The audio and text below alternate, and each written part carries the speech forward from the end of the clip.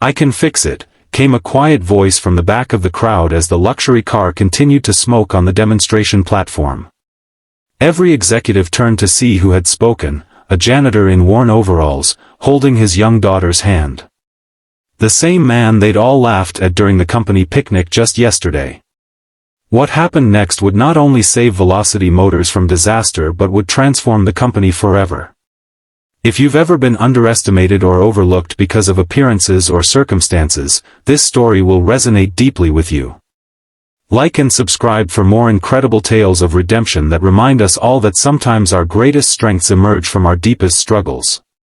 The annual Velocity Motors showcase was supposed to be the crowning achievement of CEO Richard Harrington's career. The Velocity X, their revolutionary self-driving electric vehicle, represented 5 years of development and billions in investment. Every automotive journalist in the country filled the massive convention center, cameras flashing as Richard, impeccably dressed in his tailored Italian suit, approached the gleaming silver prototype on the rotating platform. "Ladies and gentlemen," Richard announced with practiced confidence, "today marks the beginning of a new era in transportation. The Velocity X isn't just a car, it's the future." The audience applauded as Richard pressed the sleek key fob. The car's distinctive headlights illuminated, and its doors rose upward like wings. The crowd gasped appreciatively. This was the moment Richard had been waiting for, the moment Velocity Motors would cement its place as the most innovative automotive company in the world.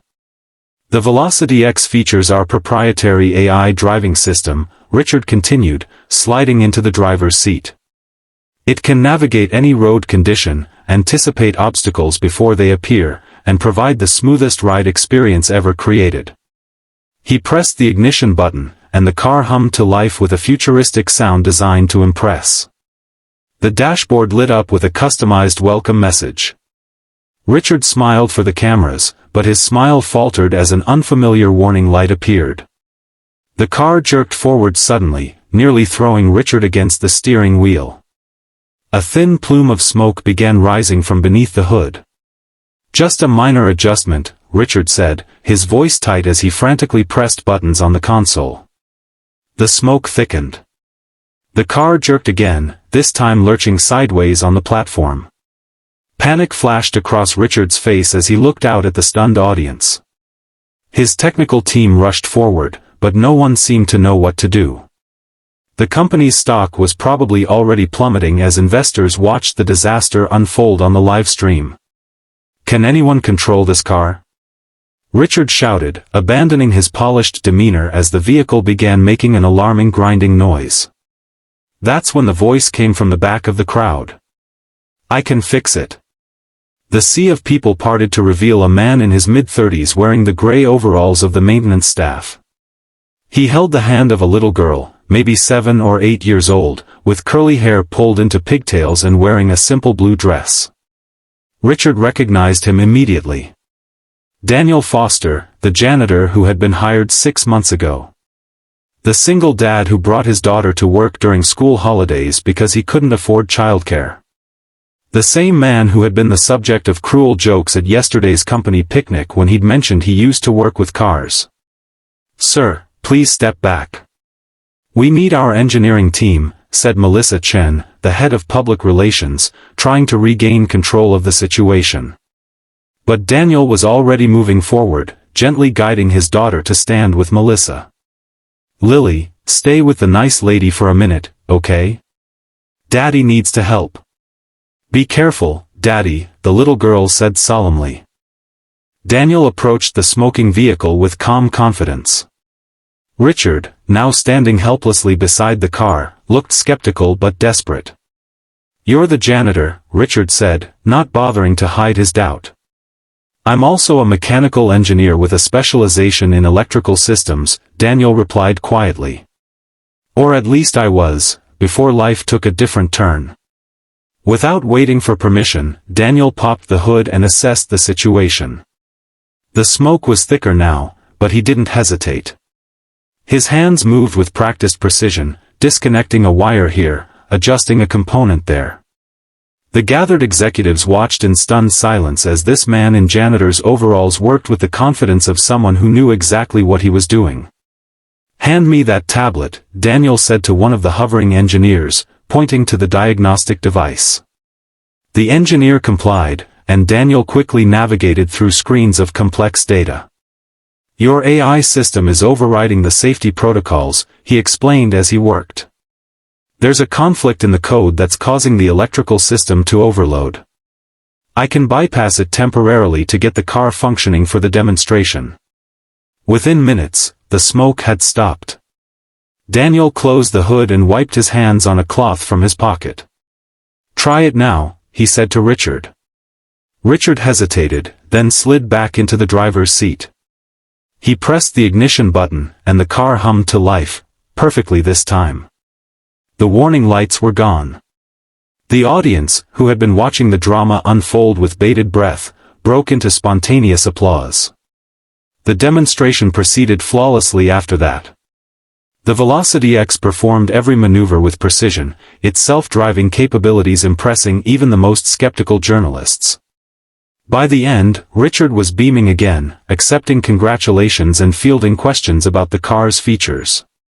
But Daniel had already retreated to the back of the room, taking his daughter's hand and quietly returning to his janitorial duties as if nothing extraordinary had happened. Later that evening, after the journalists had left and the executives were celebrating the successful launch despite the early hiccup, Richard found himself thinking about Daniel Foster, the janitor who had saved the most important day in the company's history. The single father who had been mocked just yesterday by the same executives who were now toasting their success. "Where's Foster?" Richard asked Melissa, who was coordinating the post-event cleanup. "Probably cleaning the West Wing bathrooms," she replied. "That's his usual Thursday assignment." Richard frowned. Something about that didn't sit right with him. He excused himself from the celebration and made his way through the building until he found Daniel, methodically cleaning a bathroom floor while his daughter sat on a chair in the corner, reading a book. "Mr. Foster," Richard said, causing Daniel to look up in surprise. "Mr. Harrington," Daniel acknowledged, standing up straight. "Is there something else you need help with?" "You said you were a mechanical engineer," Richard said. "What happened?" Daniel glanced at his daughter, then back at Richard. "Life happened, sir. My wife got sick 3 years ago. Cancer. I was working for Automotive Innovations in their R&D department, but the health insurance wasn't enough. I took on debt, worked overtime, did everything I could. After she died, I was left with medical bills, no job because I'd missed too many days caring for her, and a 4-year-old daughter to raise alone." Lily looked up from her book, her eyes meeting Richard's. There was a wisdom in them beyond her years. "I applied to engineering positions at every automotive company in the state," Daniel continued, "including Velocity Motors. But there's a gap in my resume now, and no one wants to take a chance on a single dad who might have to leave suddenly if his daughter gets sick." Richard felt a pang of guilt, remembering the stack of resumes he'd delegated to HR without a second thought. "So I took what I could get," Daniel said, gesturing to his janitorial cart. "The hours work with Lily's school schedule, and the building manager lets her stay with me during holidays. It's not ideal, but we make it work." "Daddy's really smart," Lily piped up. "He helps me build robots for science class. We won first place last month." Daniel smiled at his daughter with unmistakable pride. "That was all you, kiddo." Richard looked between them, seeing something he hadn't noticed before. Despite their circumstances, there was a bond between father and daughter that was palpable, a resilience that he, with all his wealth and success, couldn't help but admire. "Mr. Foster, I'd like you to come to my office tomorrow morning," Richard said. 9 a.m. sharp. "Sir, I'm scheduled to." "I'll clear it with your supervisor," Richard interrupted. "And bring Lily. I think our company daycare can accommodate her for a few hours." Before Daniel could respond, Richard turned and walked away, his mind already racing with possibilities. The next morning, Daniel arrived at the executive floor precisely at 9 a.m., wearing the cleanest version of his work overalls and holding Lily's hand. The executive assistant raised an eyebrow but directed them to Richard's office without comment. Richard wasn't alone. Seated around his large conference table were Melissa from PR, the chief engineer, the head of human resources, and several other executives who had witnessed yesterday's events. "Mr. Foster," Richard began, "I've spent the night reviewing your situation and consulting with my team. What you did yesterday wasn't just impressive, it was extraordinary. You identified and fixed a problem that our entire engineering team couldn't solve, and you did it under immense pressure." Daniel shifted uncomfortably. "I just did what needed to be done, sir." "Exactly," Richard said. "And that's why I'm offering you a position as senior systems engineer in our R&D department, effective immediately." Daniel's eyes widened. I don't understand." "It's simple," Richard continued. "We need someone with your skills and problem-solving abilities. The salary is triple what you're making now, with full benefits, flexible hours to accommodate your parenting responsibilities, and access to our on-site childcare facility for Lily." Lily squeezed her father's hand excitedly, but Daniel hesitated. "Why now?" he asked. "I submitted my resume 8 months ago with all my qualifications. What's changed?" The room fell silent. It was Melissa who finally spoke up. "We failed you, Mr. Foster," she said candidly. "We had a system that overlooked talent because it didn't fit our preconceived notions of what an engineer should look like or what their life circumstances should be. Yesterday was a wake-up call for all of us." Richard nodded in agreement. "Velocity Motors prides itself on innovation, but we've been operating with outdated thinking when it comes to our most valuable resource, people. That changes today." He slid a contract across the table. "This isn't charity, Mr. Foster. This is business.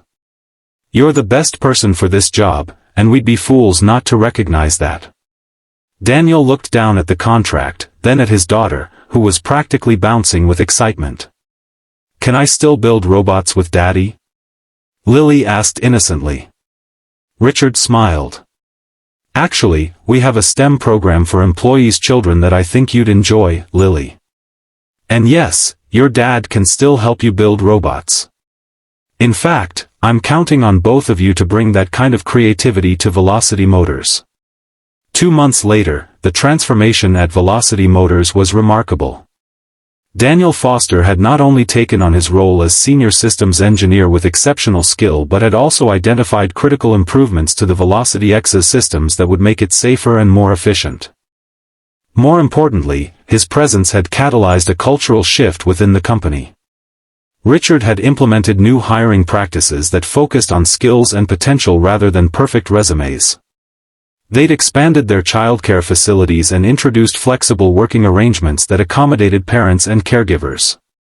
The executives who had once mocked Daniel at the company picnic now sought his input on their most challenging problems. His unique perspective, shaped by both his technical expertise and his experiences as a struggling single father, brought a humanity to the company's innovations that had been missing before. One afternoon, Richard stopped by Daniel's new office, where diagrams and prototypes covered every surface. Lily was there too, working on homework at a small desk in the corner that had been set up just for her. "How's the new propulsion system coming along?" Richard asked. Daniel looked up from his computer with enthusiasm. "Better than expected. We've increased efficiency by 23% while reducing manufacturing costs. The team is running final simulations now." "Excellent," Richard said. "And how about you, Lily? How do you like the new arrangement?" Lily beamed. "I love it. Ms. Patel in the daycare is teaching me coding, and Daddy doesn't look tired all the time anymore." Daniel smiled at his daughter's honesty. "It's been life-changing, Mr. Harrington. Not just the job, but the respect. The chance to use my skills again. To show Lily that perseverance pays off." Richard nodded thoughtfully. You know, we're having a board meeting next week to discuss the company's 5-year vision. I'd like you to present your ideas for where our technology should go next. Me? Daniel looked surprised. Shouldn't that come from you or the executive team? It should come from the best minds in our company, Richard replied. And you've proven that's exactly what you are. Besides, I think the board needs to hear from someone who sees both the technical possibilities and the human impact of what we do. The following week, Daniel stood before the board of directors, no longer in janitor's overalls but in a simple button-down shirt and slacks. He spoke with quiet confidence about his vision for Velocity Motors, not just as a car company, but as a force for positive change in people's lives. He talked about transportation solutions for single parents who juggled work and childcare. He proposed community initiatives that would bring STEM education to underserved schools. And he outlined innovations that would make their vehicles more accessible to people of all income levels without sacrificing quality or safety. When he finished, the boardroom was silent for a moment before erupting in applause. Even the most skeptical board members could see the potential in his ideas, not just for profitability, but for meaningful impact. As the meeting concluded, the chairwoman of the board approached Daniel. "Mr. Foster, that was extraordinary.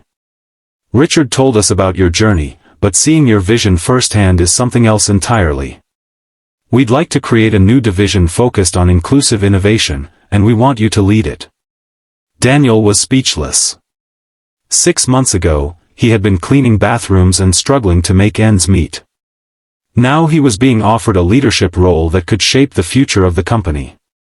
"I'd be honored," he finally said. "But I have one condition." "Name it," the chairwoman replied. "I want to establish a scholarship program for single parents pursuing technical education, with priority given to those who've experienced hardship or career interruptions due to family responsibilities." The chairwoman smiled. "I think that aligns perfectly with the new Velocity Motors you've helped us envision." That evening, as Daniel drove home with Lily in their modest car, though Richard had offered him a company vehicle, Daniel preferred to wait until he'd earned it. His daughter asked a question that made him pause. "Daddy, are we rich now?" Daniel considered how to answer. "We're secure, Lily.